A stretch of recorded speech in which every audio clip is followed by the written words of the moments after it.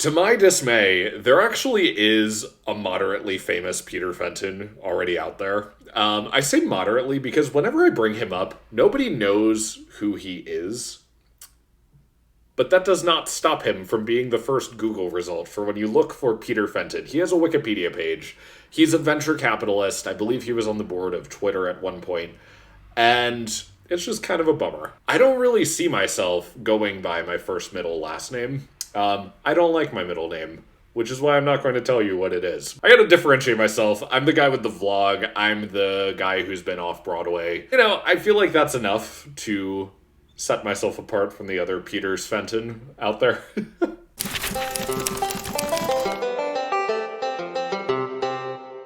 Hi there. Welcome back to my vlog, or if you're new here, welcome for the very first time. My name is Peter Fenton, and I am a writer and producer of theater and film. And here on my vlog, we talk about storytelling, I talk about working as a writer and producer in the entertainment industry, and whatever I feel like talking about. I am more inclined than most people to talk about the meaning of life, so if there's any discussion of meaning of life or religious beliefs or lack thereof, that might end up coming up too. Who knows? I don't know. We're just kind of making this up as we go.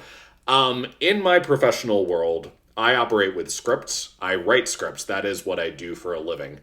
The difference between what I do for a living and what I do here, I don't want people to think that I am just flying by the seat of my pants and I'm just putting no effort into this. I am intentionally not using a script for this vlog. The whole thing with starting a vlog is I want to have fun and I want to share my perspective. I don't want to create more burden for myself to pre-script this ahead of time. So there's a reason behind that. So anyway, on to this week's topic.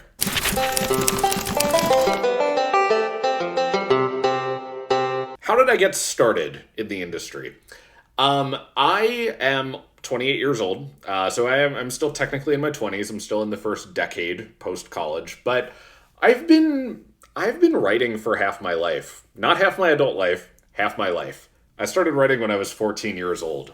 I was in the middle school play at Conestoga Valley Middle School in Lancaster, Pennsylvania. Shout out my Central Pennsylvania fam. I was in 8th grade, and we were doing this play. I'm not going to say the name of the play, A, because this person is also a playwright, but also B, even if I shared the name of the script, I would be hard-pressed for anybody who is watching this vlog to know the play that I'm talking about, because this was a play that was created by, well, probably not by middle school kids, but it was definitely created for middle school kids to perform. There are a couple publishers out there that specialize in creating plays and theater materials for schools. And like, that's a good thing. I'm not knocking that, but it was definitely a script from one of those services. And so I had been in a couple plays by the time I was in 8th grade, and I was ready for something meatier. I was cast as one of the leads in this play, and my 8th grade English teacher, who is also my play director, Suzanne Fisher, we're big fans of Suzanne. She says, I wanted to be enthusiastic. She's in the middle of rehearsal one day, and I have my nose in the script, and I have the thought, I was a 14-year-old white boy. Of course I had this level of arrogance. I felt like this script was talking down to me. I needed something bigger and better. I say to Mrs. Fisher, I think I can write a play. I feel like I've figured out the formula of these types of middle school plays that we do. I think I could make it happen. And I actually think I could do better than this. And Mrs. Fisher, I really have to say, had Mrs. Fisher responded differently, the entire course of my life might be different. But Mrs. Fisher didn't laugh me off. She said, okay, Peter, go write me a play. And if it's any good, I'll direct it next year. Oh boy. So we performed the play that we were contractually obligated to perform from the Children's Play Service. But then I went to work. That summer, I wrote the very first draft of Goodnight and Goodbye. I believe it was about 90 pages in its first draft. But I was just going. I was in the zone, and this was like the first time I felt a level of purpose. And I just got to express all the all the weird, funny stuff that I have wanted to put to paper. I've spent my entire life making myself laugh and getting other people to laugh with me. So this really was just a way of committing that to a sequence, to a script. And for whatever reason, it just really clicked with me. And so I sent the script off to Mrs. Fisher, and a couple weeks later, she comes back to me. She loves it. She says, from the first page, she knew she could direct it. From the very first page, she can see exactly what's going on in this play, and that means she can direct it. So she asked me if I would give her the honor of directing the world premiere of Good Night and Goodbye. So, of course, I said yes. So over the next year, Mrs. Fisher, my dad, and I, we meet periodically, and we go through a couple different drafts of the script. Eventually, I think about 5 drafts in, the script is ready to be performed, and in April 2010, I was 14 and a half years old. Good Night and Goodbye opens at Conestoga Valley Middle School. I made the front page of the Lancaster New Era. It must have been a slow news day on April 5th, 2010. And my photo was bigger than the Pope's that day. So, this is kind of a big deal. I was also interviewed for the local NBC affiliate. People had always said to me, why don't you write your own play? And I thought about that. Wouldn't that be a great thing to do in some of the later years? Act 2, Scene 7. Fisher never got around to it, but after last year's play, student Peter Fenton approached her. I walked up to her and I was like, Mrs. Fisher, I'm writing a play. About a month later, he comes back to me, hands me a 45-page script and said, here, this is Act 1. She says that from the first page, she knew she could direct it. That needs to be right there at the edge of the stage. I'm really excited because I know that in the last week of rehearsals, something magic happens. This is why I teach. Just to see something so small, starting out this great idea, blossom into something wonderful. It just makes me feel like I've left my mark on CV, and in a good way. In Lancaster County, Ann Shannon, News 8. What an accomplishment. Well, the show will open this weekend. And, we made something happen. The show was awesome. It sold out. And yeah, I would say it was at least on par with the show that we did the year before, if not a little better. This was a real 15 minutes of fame situation. And what I found with the 15 minutes as they kept ticking on by, eventually the 16th minute comes. And, suddenly it is no longer that interesting that you're the kid that wrote the play.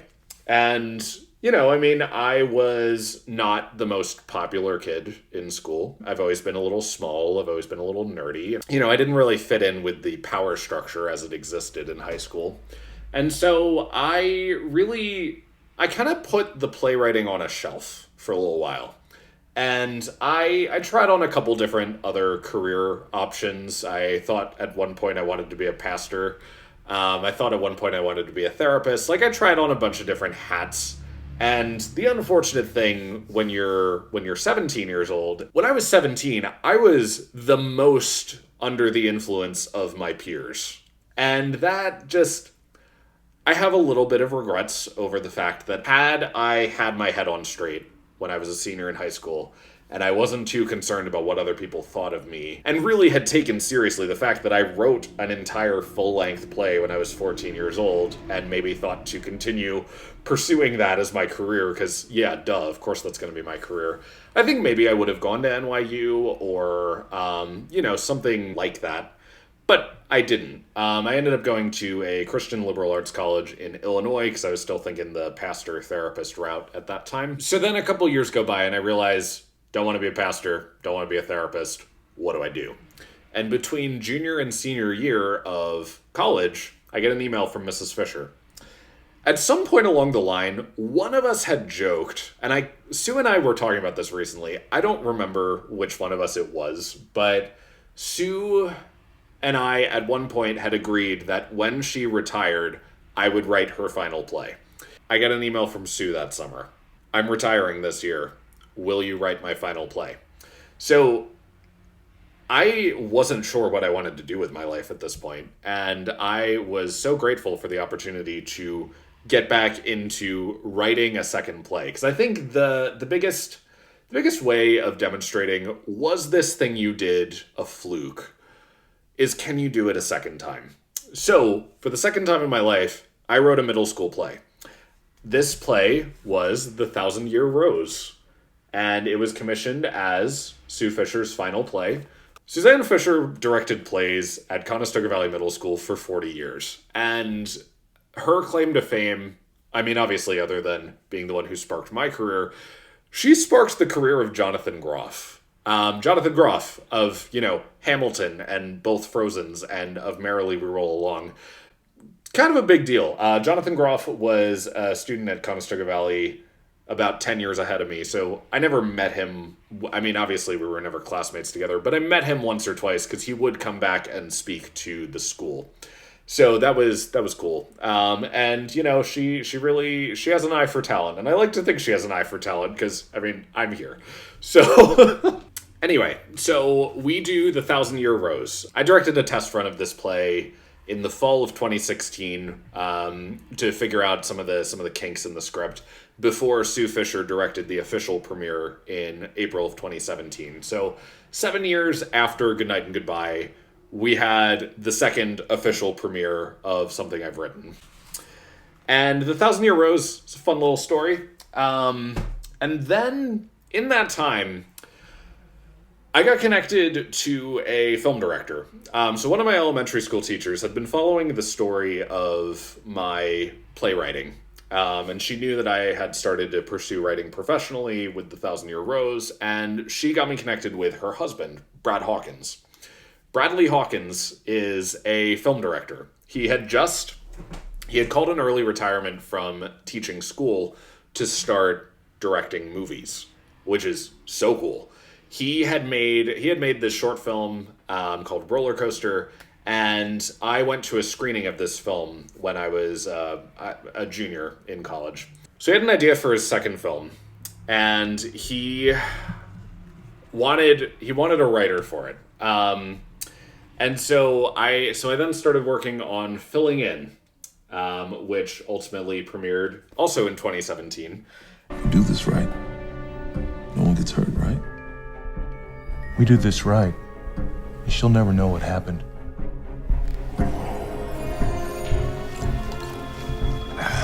Set. 2-story greenhouse on the left. Get in, get out.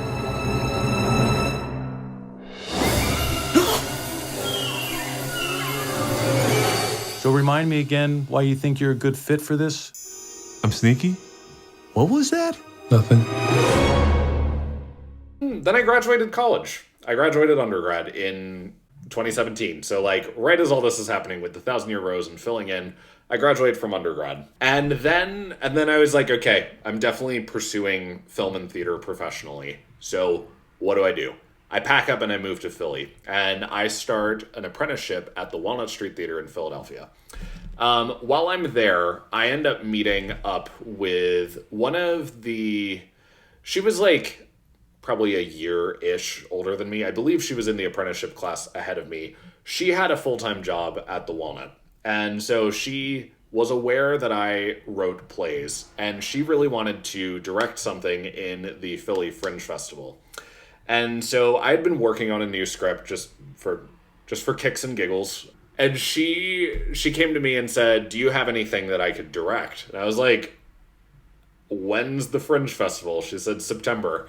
I was like, "I have a Christmas show. Do you want to see it?" She linked up with one of her actress friends, and the three of us linked up to produce a Christmas show in the middle of September. So you see September 19th, 20th, and 21st.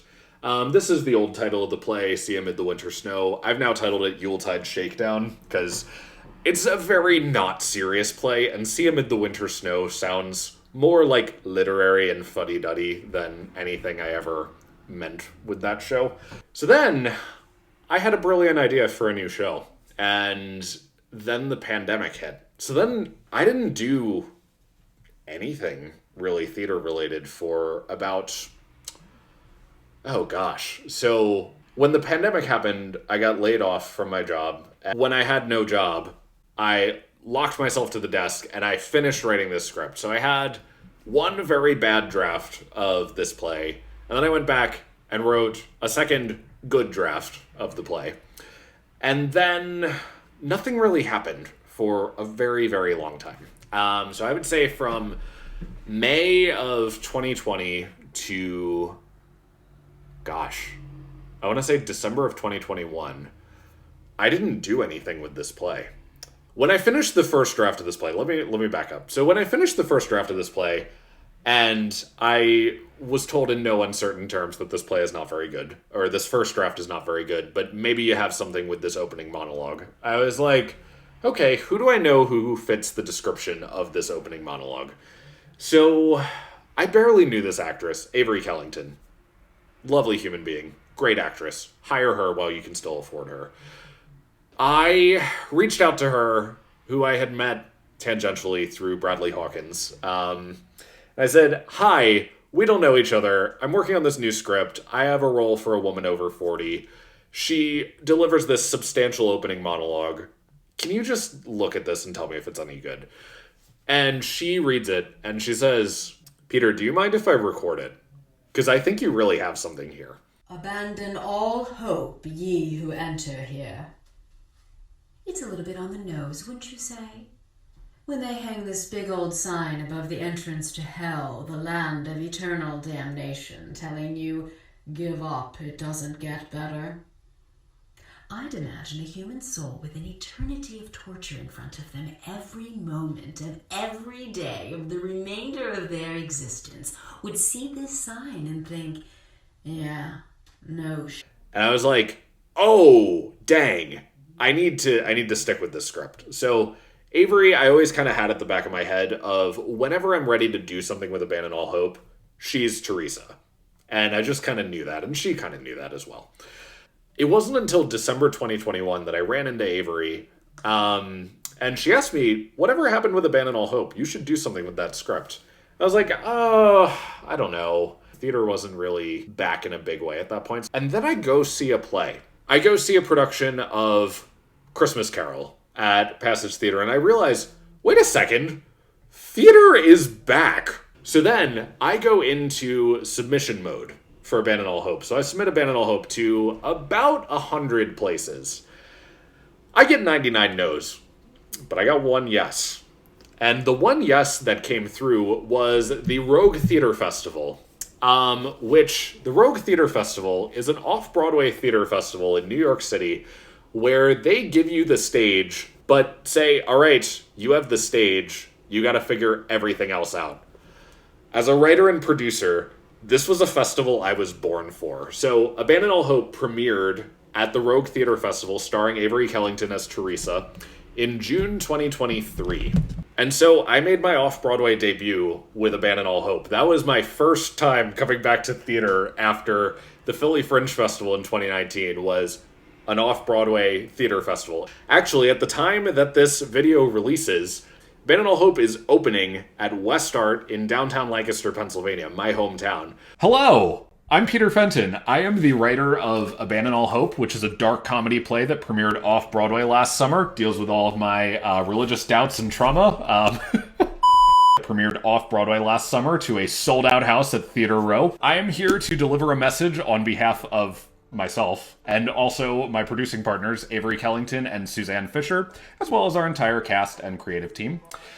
After we closed last summer in June, everybody was thinking, this show is way too good to only be performed once. And you know what? I think I agree with that. So we're coming back! I am so excited to share that Abandon All Hope is going to be performed at West Art in downtown Lancaster on May 9th and 10th. That's Thursday and Friday, May 9th and 10th, 2024. This is going to be a full-scale reproduction of the off-Broadway show. Same cast, same direction, same costumes, all that. And it's going to be right in my hometown in a gorgeous venue. This used to be a Lutheran church at one point. They kept all the stained glass windows, but they converted the place into a concert hall. Perfectly ironic, wonderful place. Tickets will be going on sale by the end of the month, as soon as my team gets all that set up. And we have a lot more surprises, a lot more fun surprises to reveal along the way in the coming weeks and months. We're coming home, and I can't wait to show you this story. let's go give him hell. 'Cause I'd rot in hell with you if you just asked me to. It's going to be so much fun. I'm so excited to show what I've been up to really for the last 5 years, because Abandon All Hope has been with me since an idea popped into my head on the subway in July 2019. This has been a 5-year journey with this play, and I'm so excited that the definitive edition is done of this script. And I'm excited to see how it touches people. Brad Hawkins and I came back together. He had an idea for a psychological thriller. So I was a co-writer on Night Voices with Bradley Hawkins, and that was my first film producing credit. And then also in that time, I got together with the guy who eventually played Sean in our Off-Broadway production of Abandon All Hope. And I directed my first short film as well. It's called Inherently Special. I don't have a poster for it, but I do have a film festival award at the Allentown Film Festival. Things are happening, and there's even more things that are sort of in the works, but I can't really talk about yet. So that's kind of how I've gotten here. So thank you so much for joining me for this week on the vlog. Be sure to like and subscribe, and can't wait to come back and tell you more stories from all of these projects and beyond. So stay tuned.